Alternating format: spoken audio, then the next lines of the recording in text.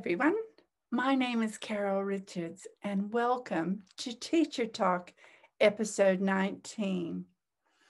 Today, we're going to look at children singing, and we're going to start with an activity.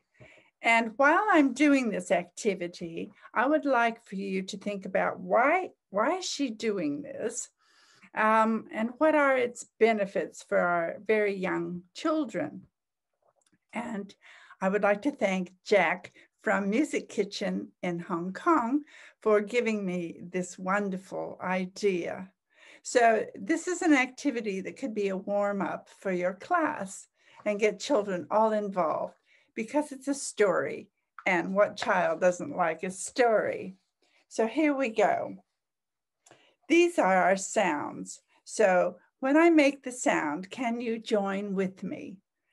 This is a story about the lovely princess. Once upon a time, there was a lovely princess. Ah! That's the princess's sound. She was locked in a castle room at the top of the never-ending stairs. One day, a handsome prince, oh,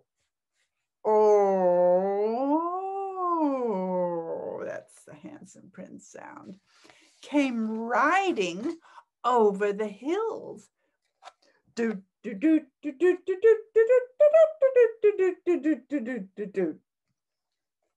And down the valleys.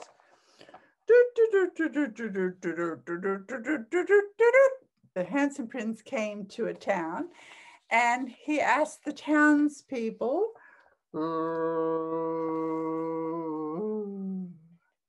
I'm looking for a beautiful princess. Ah. The townspeople says she's locked in a castle at the top of the never-ending stairs. She cannot get out. The prince, smiled and picked a rose. Then he began to climb the never-ending stairs. Do, do, do, do, do. He climbed higher than the trees. Do, do, do, do. He climbed higher than the clouds. Do, do, do, do. He climbed higher than the stars. Do, do, do, do. And finally, the prince reached the crying princess. Ah, ah, ah. And so on. Sorry, I can't finish the rest of the story, but I can tell you that he does rescue the princess, and they gallop off and they live happily ever after. Now, why did I do that activity? Well, it's because very young children, and often in your class, you'll find a child who has difficulty with using their voice to change pitch. And so these kinds of activities where they use their voices to expand their range of pitch. This is a fun activity without being too scary for them. Okay, so that's one kind of activity. We need to help children who are not singing in tune or cannot seem to match pitch. We need to help them use their voices in different ways. Now, there was a study by a lady called Joanne Rutwoski, and you can find it on Google Scholar. You can find lots of information on Google Scholar. It's called The Nature of Children's Singing Voices. And she talked about the children who have difficulty. She said they fall in different groups. First of all, there's the pre-singer. This person doesn't sing at all, they chant. So if you ask them to sing, they talk, okay, they chant. and they don't seem to be able to know the difference between singing and talking, which is interesting. My colleague Gary, who was in Shenanigans, put out a lovely CD of songs for children. And one of the songs is called This Is My Singing Voice. So the children do different things about this is my speaking voice and this is my singing voice. So it's a great little song for children to sing. Gary King from Shenanigans. All right, so some children just talk. Then there's a group of young children who have a speaking range that is very small. So they might go up and down when they're speaking, but they don't ever go high and they don't really go low, and so on. Then there's another group called the uncertain singer, where sometimes they sing, but sometimes they're speaking. Then there are the children who have a range that they can sing and match. And as long as the song is in their range, they're in good shape. But when you go out of their range, they have a problem. And the last one is the singer who can match pitch. So what we're working on today is little strategies to help all the other children get to hear. And there's another thing that you have to be aware of. Sometimes teachers don't realize that very young children have a very high tessitura. And so if you sing all your songs up here, that helps them. If you sing low, if you pitch all your songs in a low key, that makes it more difficult for them.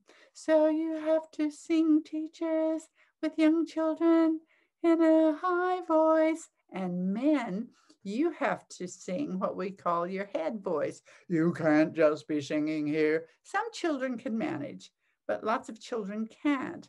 So teachers, make sure you keep that in mind when you're singing.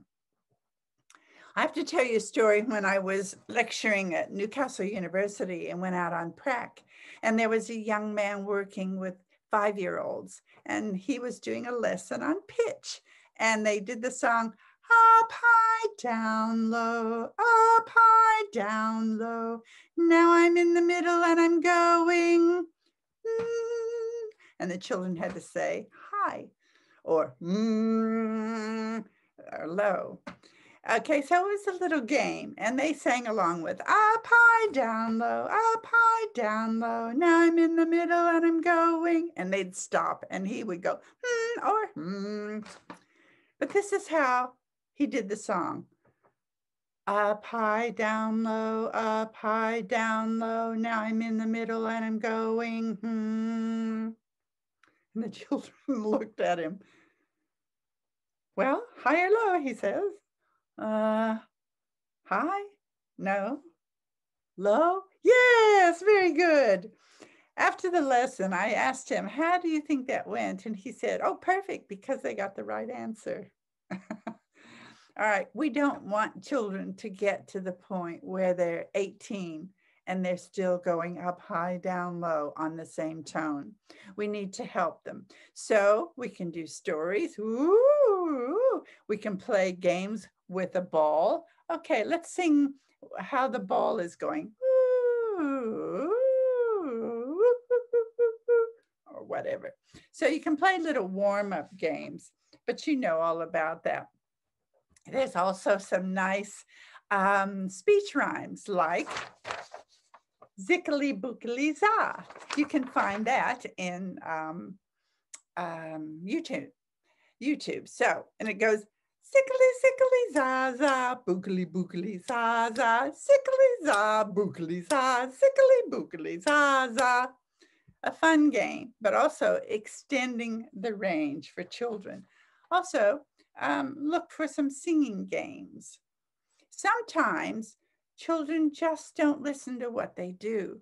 My friend Mary Goetze from the US did her PhD on pitch matching with young children.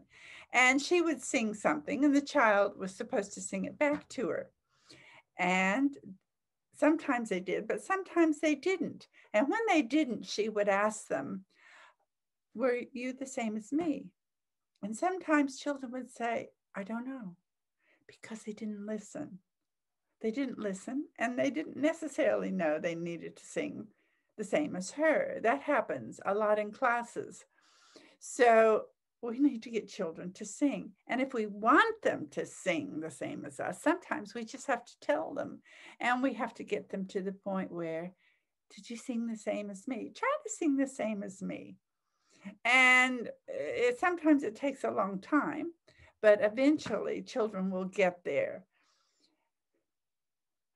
Well, I hope this was interesting for you and maybe a little bit helpful. And I hope to see you all next week for Teacher Talk. Bye for now.